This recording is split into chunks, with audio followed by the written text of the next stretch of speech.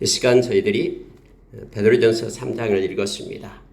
베드로전서 3장은 베드로전서 2장 그 후미 부분과 연결해서 후미 부분에는 사환들이 그들의 주인들에게 성실하고 그리고 순종할 것을 그렇게 요청을 했죠. 그 주인이 악하든 악하지 않든 그것과는 상관없이 하나님 앞에 선 자로서 자기에게 맡겨진 일들을 정직하고 그렇게 성실하게 행할 것을 요청했습니다. 그러면 하나님께서 그를 돌봐주시겠다라고 말합니다. 애매한 고난을 받고 부당하게 고난을 받아도 하나님 생각함으로 참으면서 그렇게 인내하고 나가면 하나님 앞에 아름다운 자가 된다라고 말한 그것과 연결해서 이제 관계를 얘기하고 있는데 가장 먼저 이제 부부의 관계를 여기서는 베드로 사도가 말하고 있습니다. 그래서 아내들에게 먼저 얘기합니다. 아내들은 자기 남편에게 순종하라라고 말하고 있습니다. 여기도 역시 동일합니다. 남편이 잘나서 순종이라는 것이 아니라 하나님께서 그렇게 정하시고 하나님께서 원하시는 창조 질서에 따라서 그렇게 행할 것을 말하고 있습니다. 그리고 특히 남편이 믿지 않는 남편이다 그러면은 아내가 이처럼 순종하고 그리고 아내의 이러한 행실을 보면서 남편도 아내가 믿는 예수 나도 믿어보겠다라고 그래서 역시 남편도 구원할 수 있는 길이 열린다라고 지금 말하고 있는 거예요. 여기서 보니까 말씀을 순종하지 않는 자라도 이 말은 남편이 예수를 믿지 않는 자다라는 거예요. 그럴 때 이 여인이 예수 믿지 않는다고 해서 그 남편을 갖다 구박하고 무시하고 이게 아니라 그러면 영원히 구원의 길이 끊기고 여기서 말하는 것처럼 남편에게 순종하며 나가고 그의 행실을 하나님을 믿는 백성으로서 올바르게 한다면 그 안에 행실로 말미암아 구원을 받게 된다라고 지금 성경은 말해주고 있습니다. 왜냐하면은 바로 너희의 두려워하며 정결한 행실을 범이라 이렇게 되죠. 남편이 안 믿는 남편이 안 보는 것 같아도 다 보고 느끼거든요. 그래서 2절에 보니까 너희의 두려워하며 정결한 행실을 범이라. 이 두려워하다라는 것은 하나님을 경외한다라는 거예요. 아, 정말로 하나님이 살아계신가 보다. 아내를 보니까 정말로 하나님이 살아계신가 보다. 하나님을 그렇게 경외하고 두려워하는 삶. 그래서 올곧고 정직한 삶을 보니까 야, 정말 하나님이 살아계신가 봐. 해서 아내가 믿는 하나님, 아내가 믿는 예수, 나도 믿어보겠다라는 그래서 구원에 이르는 길이 열린다라고 지금 말하고 있는 것입니다. 그리고 정결한 행심을 보면 야, 나는 예수 믿지 않았는데 우리 아내 보니까 달라. 그는 정결해, 깨끗해, 정직해. 그래서 그의 안에 행실을 보면서 죽게 이르는 그러한 통로가 되고 기회가 됨을 말해주면서 아내들에게 특히 믿지 않는 남편이 있는 아내들에게 그들로 하여금 하나님을 두려워하고 정결한 삶을 살 것을 요청해주고 있는 것입니다. 그리고 단장을 할 때에 많은 사람들이 뭐 돈이 있고 또 어떤 권세가 있고 하면은 이렇게 외모에 단장을 하잖아요. 근데 우리 성경은요, 베드로 사도는 이걸 얘기합니다. 겉으로 단장하는 것보다도 내면적인 아름다운 단장이 필요하다라는 것을 지금 말하고 있는 거예요. 물론 이것은 비단 여인들뿐만이 아니죠. 남자들도 역시 마찬가지로 외적인 어떤 외모보다는 거칠이보다는 내면적인 아름다움을 가진 사람이 돼야 된다라는 것은 뭐 당연합니다. 왜냐하면 우리 하나님께서 외모를 보지 않고 우리의 중심을 보시기 때문에 그렇습니다. 뭐 그렇다고 해서 뭐 외모도 역시 깔끔하고 아주 정결하게 해야 되겠죠. 뭐 아무렇게나 그렇게 살아서는 안 됩니다. 근데 우리 믿는 사람들은 특히 내면적인 아름다움이 풍겨나는 그래서 그 사람은 만나면 만날수록 가까이 하고 싶은 그러한 모습의 사람이 인격의 사람이 돼야 됨을 알게 합니다. 여러분 3절에 보니까 너희의 단장은 머리를 꾸미고 금을 차고 아름다운 옷을 입은 외모로 하지 말고 이렇게 말합니다. 사람들은 요즘에 저 사람 명품 입었네. 또 명품 안경을 쓰고 또 뭐 하고 이렇게 막 사람들은 봐요. 말을 없이 지나가게 될 때. 그래서 여기서 보니까는 뭐 금을 차고 또 아름다운 옷을 걸치고 머리를 막 요란하게 꾸미고 이런 외모로 단장하지 말고 그러면 어떻게 해야 4절에 보십시오. 오직 마음에 숨은 사람을 온유하고 안정한 심령에 썩지 아니하는 것으로 하라. 이는 하나님 앞에 값진 것이니라. 왜냐하면 하나님은 내면을 보시기 때문에, 우리의 중심을 보시기 때문에 하나님 앞에 값진 것이다라고 얘기합니다. 겉으로 치장을 하는 것이 아니라 내면적인 아름다움을 가질 것을 말하고 있습니다. 이게 마음에 숨은 사람은 언제나 속사람이 있어요. 겉사람이 있고 속사람이 있잖아요. 근데 이 속사람을 온유한, 그리고 그 온유하고 안정한 심령에 썩지 아니할 것, 내면적인 하나님의 말씀으로 내면적인 속사람을 굳건하게 아름답게 그렇게 세울 것을, 이건 하나님 앞에서 값진 것이다 라고 말합니다. 사람은 몰라준다 할지라도 하나님은 아시기 때문에 하나님 앞에 내면의 속사람을 강건케 하고 그렇게 아름답게 하는 자가 하나님 앞에 값진 자다라고 베드로 사도는 그렇게 우리에게 가르치고 있습니다. 그러면서 여러분 하나의 예를 드는데요, 이 사라의 예를 듭니다. 아브라함이, 이 사라가 아브라함을 아내이면서도 마치 주인처럼 그렇게 섬겼다라고, 순종했다라고 말합니다. 그래서 하나님께 소망을 두었던 거룩한 부녀들도 자기 남편에게 순종함으로 자기를 단장했다 하면서 남편에게 순종할 것을 요청하고 있습니다. 여러분, 이 개념은요, 남편이 잘나서가 아니라 위에서 말하는 것처럼, 2장 하반절에서 말하는 것처럼 사왕과 주인 관계처럼 동일하다라는 거예요. 그래서 남편이 그렇게 믿지 않든 믿든 아내로서의 성실하게 자기의 그런 역할과 또 행실을 하게 될 때 하나님이 그것이 통로가 되어 남편도 변화되고 남편도 구원에 이를 수 있는 은혜를 주신다라는 것을 지금 베드로 사도는 가르치고 있는 것입니다.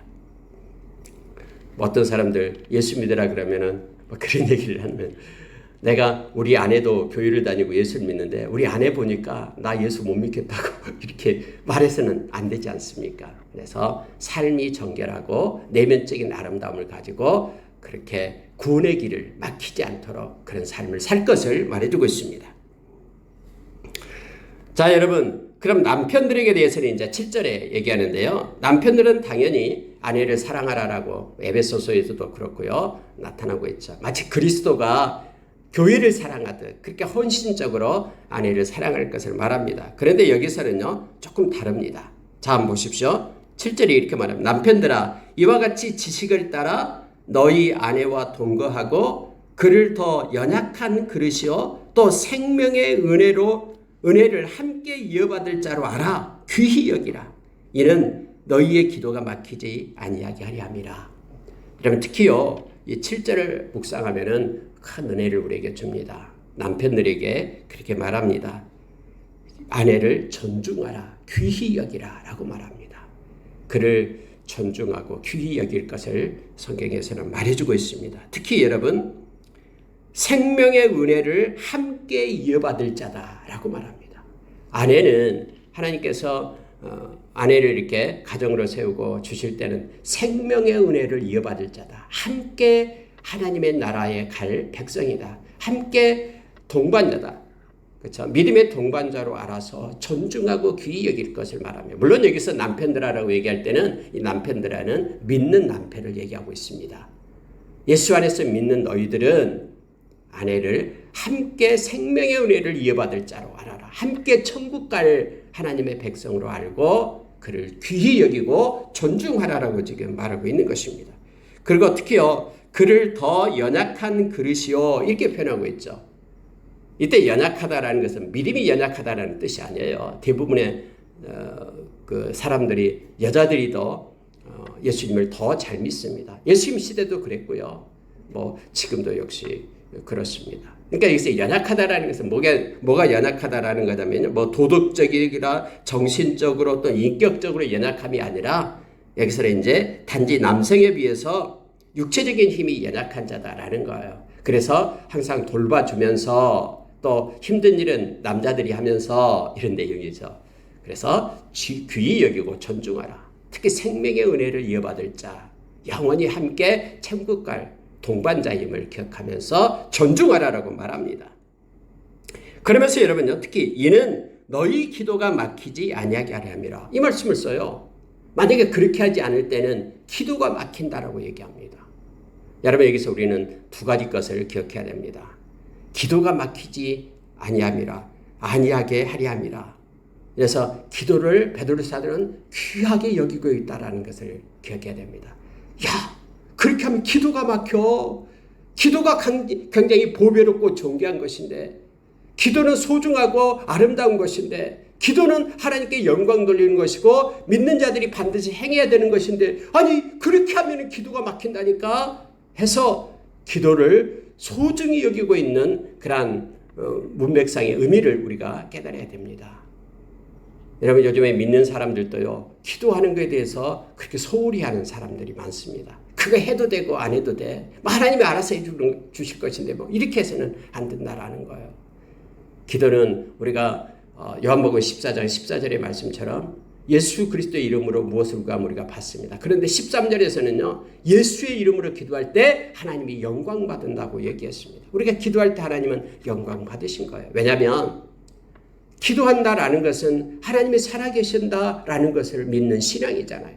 하나님이 살아계시지 않는데 우리가 뭐 하려고 기도합니까? 그러니까 기도한다라는 것은요, 우리가 하나님은 살아계신다라는 것을 믿는 것이고요, 예수 그리스도의 피공로, 예수 그리스도의 의를 힘입어 기도하게 된다라는 것은 십자가가 나를 위하여 예수님이 죽으셨다라는 것을 인정하는 것이기 되기 때문에요, 하나님께 영광을 돌리는 것입니다. 그래서 베드로 사도도 역시 기도하는 것이 소중함을 알면서 우리에게 이렇게 지금 경고하고 있는 거예요. 만약에 그렇게 하지 않는다면은, 귀하게 여기지 않는다면은 그렇게 우리가 해야 되는 소중한 그런 기도가 막힌다. 그러니 소중히 여기라. 존중할 것을 그렇게 요청합니다. 물론 바울 사도들 여러분, 기도가 너무나 소중함을 알고요, 가는 곳곳마다 나를 위하여 기도해 달라고 요청했던, 중보기도를 요청했던 바울 사도를 우리는 너무나 잘 알잖아요. 두 번째로 여러분 여기서 알 것은요, 우리가 이 관계가 막히면은 기도가 어렵게 된다라는 것을 알게 됩니다. 예수님께서 그렇게 우리에게 가르쳐줬죠. 예수님께서도 역시 동일하게 우리가 기도가 막힐 때를 말하고 있습니다. 그럴 때요, 마태복음 5장에 보면은 산상수훈에서 하나님 앞에서 예배 이렇게 예물 드리기 전에 이렇게 무슨 화해하지 못할 일이 생각나거든. 그 예물 드리기 앞서서 가서 그 사람하고 화해하고 와서 하나님께 와서 예배를 드리라고 말하잖아요. 그러니까 무슨 얘기냐면요, 사람의 관계가 막히면요, 하나님과의 이 기도의 예배의 이 관계도 막힌다라는 것을 알게 됩니다. 부부가 서로 이렇게 마음을 서로 쌓고 벽을 가지고 있고 서로 이렇게 존중하지 못한다 그러면은 오늘 이 말씀처럼요, 기도가 막힌다라고 말합니다. 하나님께 예배하고 하나님께 기도하는 것이 단절됨을 말하고 있습니다. 또 여러분, 우리가 잘 알다시피 마태복음 6장에서는요, 용서해라라고 말하잖아요. 용서하지 않으면은 하나님께서도 용서를 하지 않는다라고 주기도문 끝나고 우리에게 가르쳐 주잖아요. 그러니까 용서가 기도를 막는 거예요. 용서하지 않는 것이요. 그래서 세 가지를 성경은 말해주고 있습니다. 이런 부부와의 존중하는 사랑을 얘기하죠. 부부와의 관계에서 존중하는, 귀하게 여기는 사랑의 관계가 없게 될 때, 끊어지게 될 때 진정한 하나님을 향한 그러한 기도가 막히게 되고요. 그리고 서로 화해하고 서로 이렇게 막혀 있을 때, 화해하지 않을 때, 그렇게 하나님 앞에 기도와 예배의 관계가 막히고 또 용서하지 않을 때 또 이렇게 단절되게 됨을 알게 됩니다. 그래서 특히 기도하는 사람들이 세 가지를 신경을 써야 됩니다. 사람들에게 관계도 중요합니다. 하나님과의 관계도 중요하고요. 하나님과의 관계만 있으면 되고 사람하고 관계는 없어도 돼. 이게 아니에요.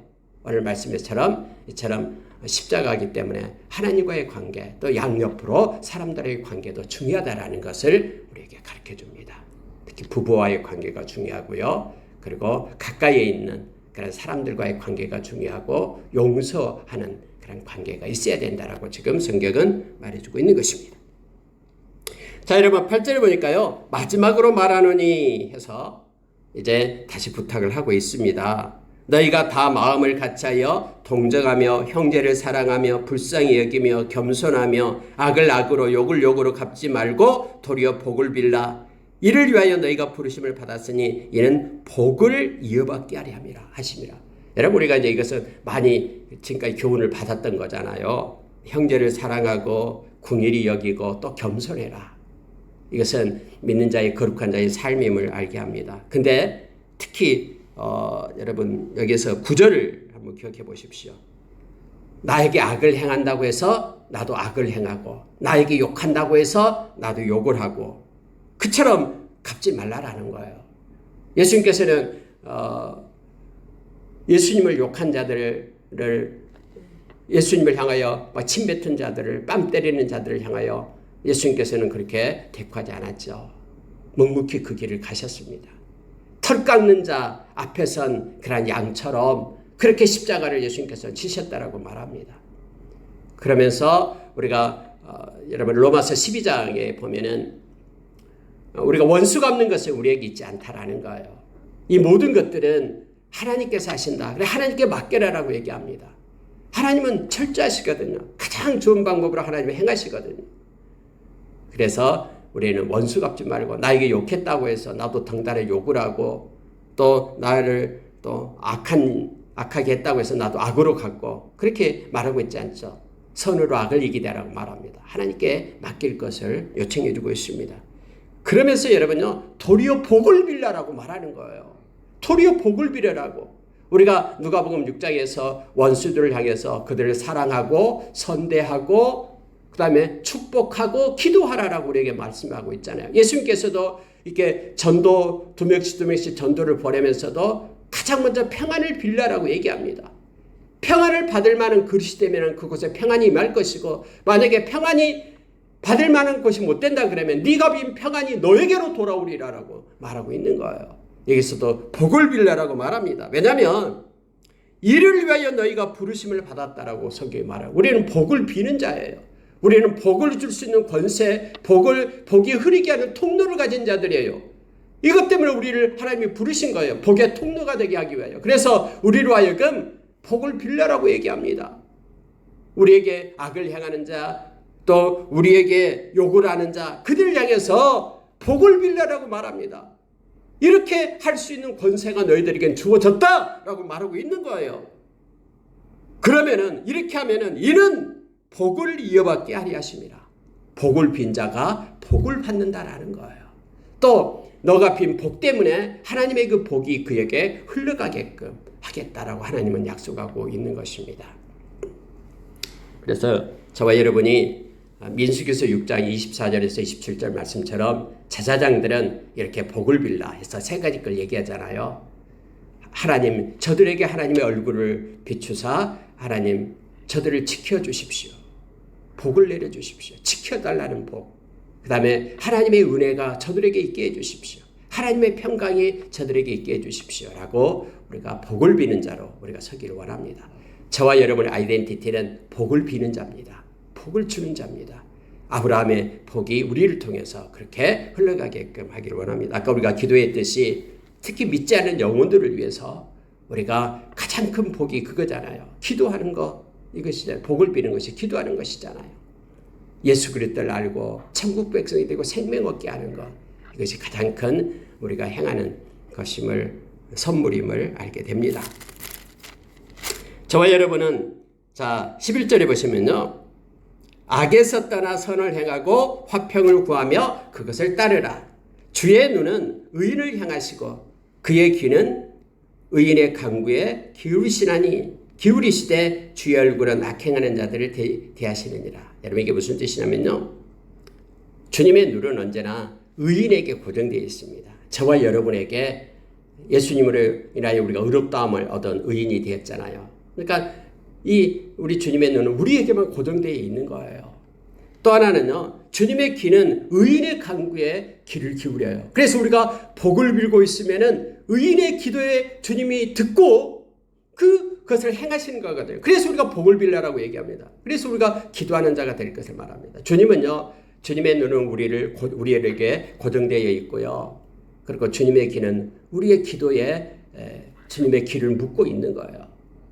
귀를 담고 있습니다. 그래서 우리가 기도하며 복을 빌 때에 주님은 행하시는 거예요. 주님의 손이요. 근데 주님의 얼굴은 악행하는 자를 대한다. 이것은 주님께서 악행하는 자들은 다 보고 있고 주님이 심판하신다라는 뜻이에요. 그래서 예수 믿는 저와 여러분은 할 수만 있으면 기도로 우리가 주님께 올리고, 주님이 그걸 사용해서 주님이 행하시고, 또 어디를 가든 우리가 주님 앞에서 있어야 됩니다. 코람되어 주님은 우리를 보고 계시니까요. 오늘 하루도 우리가 주님께 영광 돌리며 그렇게 주님 앞에서는 코람되어 신앙을 가지고 나가기를 원합니다.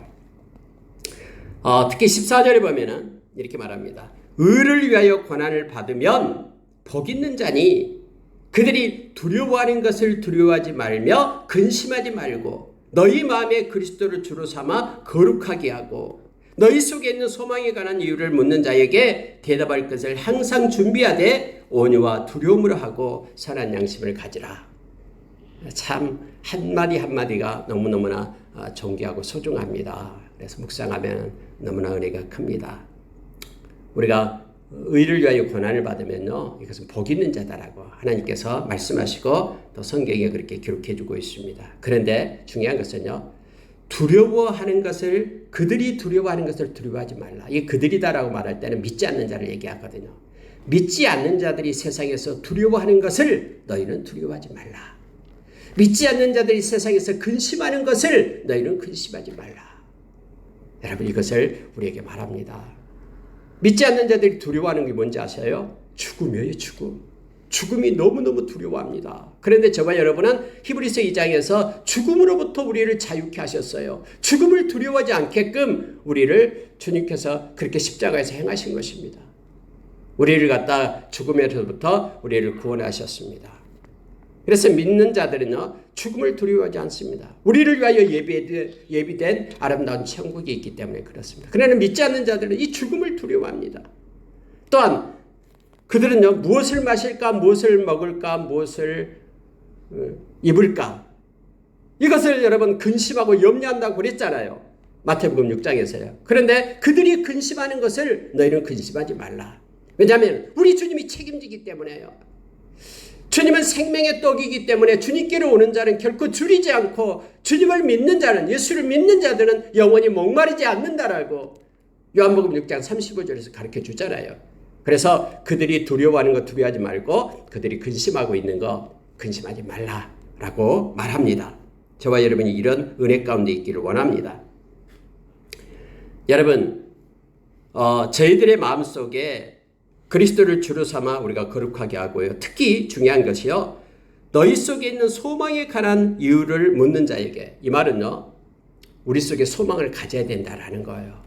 예수 믿는 사람이 그들의 마음 가운데 주님을 향한 소망이 없으면 안 됩니다. 소망을 가져야 됩니다. 저희들은 믿음, 소망, 사랑을 가지고 살아가는 이들이에요. 그러면 믿지 않는 자들이 우리에게 말하는 거예요. 우리 마음속에 있는 소망에 대해서 묻게 된다라는 거죠.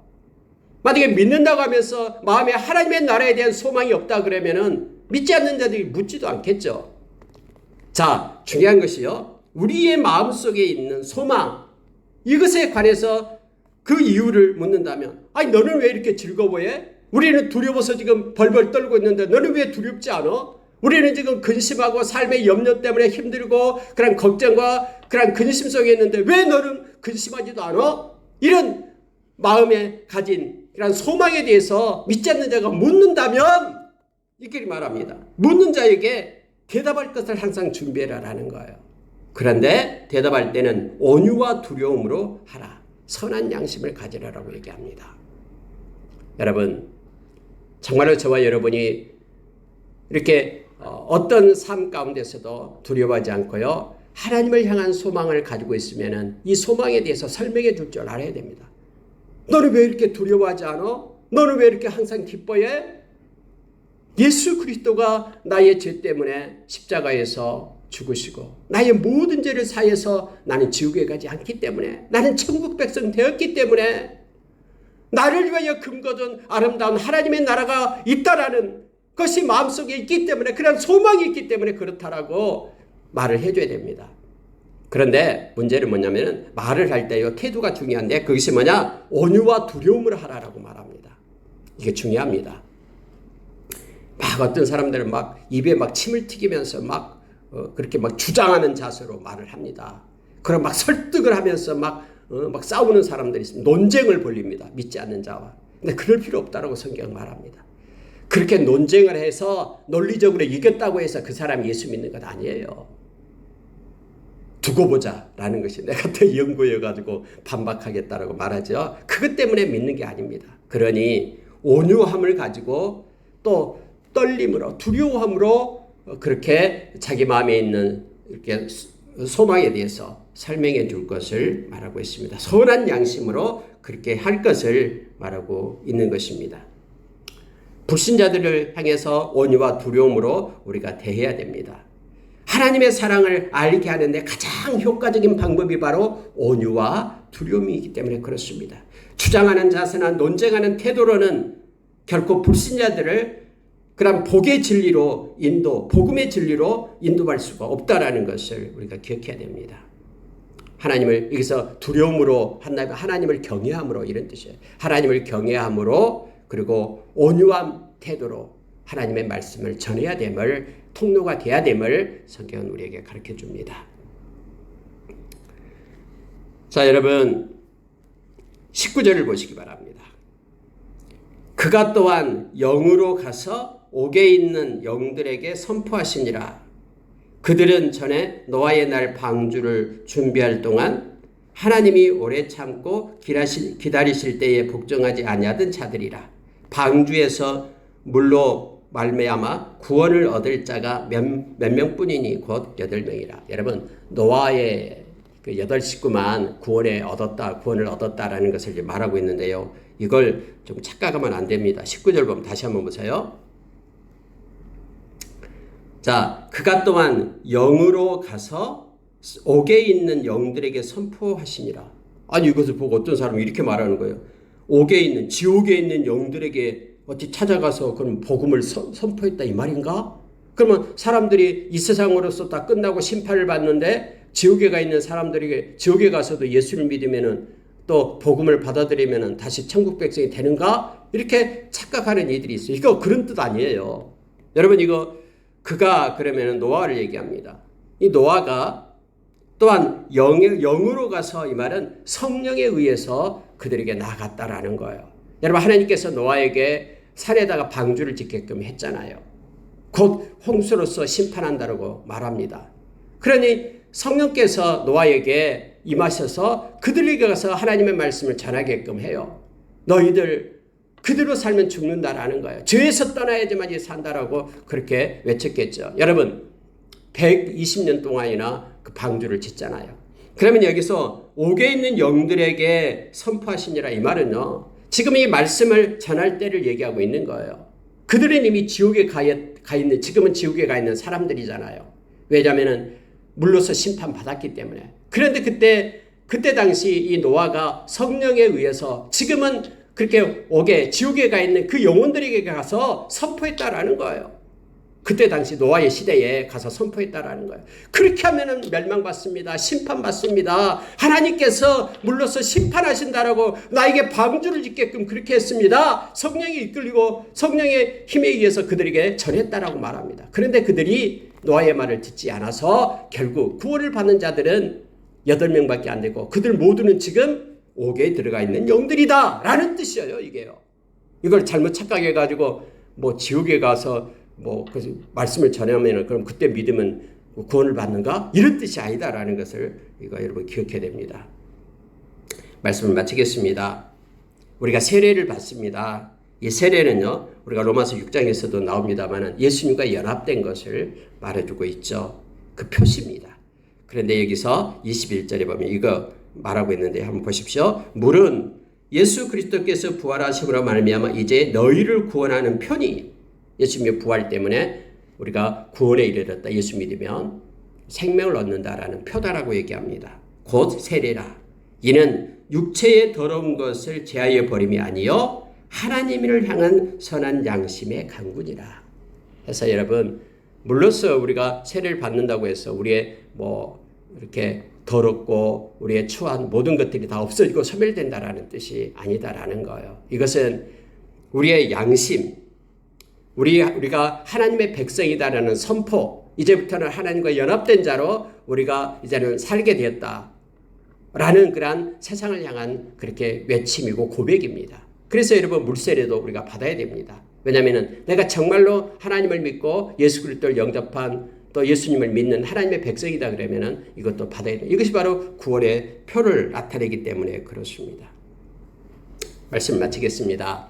오늘 하루도 예수님의 보혈로 우리의 추하고 냄새나는 것들을 우리가 회개함으로 깨끗하고 거룩한 백성이 되어서 하나님께 영광 돌리는 하루가 되길 원합니다. 하나님은 깨끗한 자를 사용하시고 또 깨끗한 자에게 하나님의 은혜를 주시고 만나 주십니다.